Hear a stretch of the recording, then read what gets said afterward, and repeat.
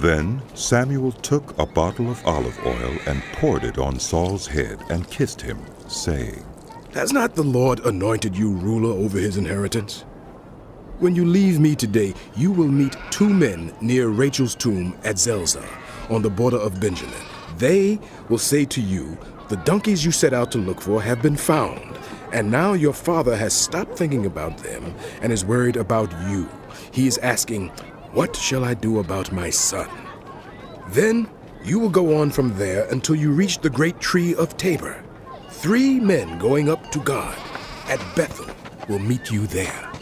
One will be carrying 3 young goats, another 3 loaves of bread, and another a skin of wine. They will greet you and offer you 2 loaves of bread, which you will accept from them.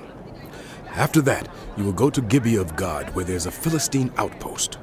As you approach the town, you will meet a procession of prophets coming down from the high place with lyres, timbrels, pipes, and harps being played before them, and they will be prophesying.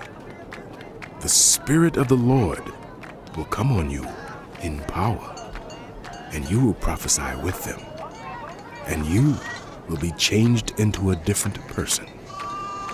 Once these signs are fulfilled, do whatever your hand finds to do, for God is with you. Go down ahead of me to Gilgal. I will surely come down to you to sacrifice burnt offerings and fellowship offerings. But you must wait 7 days until I come to you and tell you what you are to do." As Saul turned to leave Samuel, God changed Saul's heart, and all these signs were fulfilled that day. When he and his servant arrived at Gibeah, a procession of prophets met him. The Spirit of God came on him in power, and he joined in their prophesying. When all those who had formerly known him saw him prophesying with the prophets, they asked each other, "What is this that has happened to the son of Kish? Is Saul also among the prophets?" A man who lived there answered, "And who is their father?" So it became a saying, "Is Saul also among the prophets?" After Saul stopped prophesying, he went to the high place. Now Saul's uncle asked him and his servant, "Where have you been?" "Looking for the donkeys," he said. "but when we saw they were not to be found, we went to Samuel." Saul's uncle said, "Tell me what Samuel said to you." Saul replied, "He assured us that the donkeys had been found."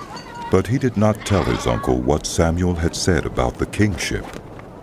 Samuel summoned the people of Israel to the Lord at Mizpah and said to them, "This is what the Lord, the God of Israel, says.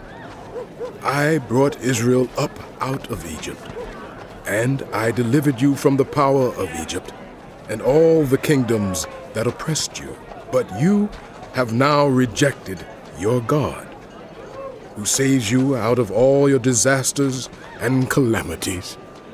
And you have said, 'No, appoint a king over us.' So now, present yourselves before the Lord by your tribes and clans." When Samuel had all Israel come forward by tribes, the tribe of Benjamin was taken by lot. Then he brought forward the tribe of Benjamin clan by clan, and Natri's clan was taken.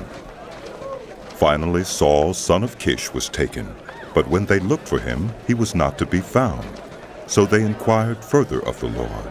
"Has the man come here yet?" And the Lord said, "Yes. He has hidden himself among the suppliers."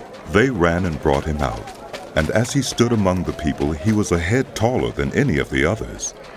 Samuel said to all the people, "Do you see the man the Lord has chosen? There's no one like him among all the people." Then the people shouted. "Long live the king!" Samuel explained to the people the rights and duties of kingship. He wrote them down on a scroll and deposited it before the Lord. Then Samuel dismissed the people to go to their own homes. Saul also went to his home in Gibeah, accompanied by valiant men whose hearts God had touched.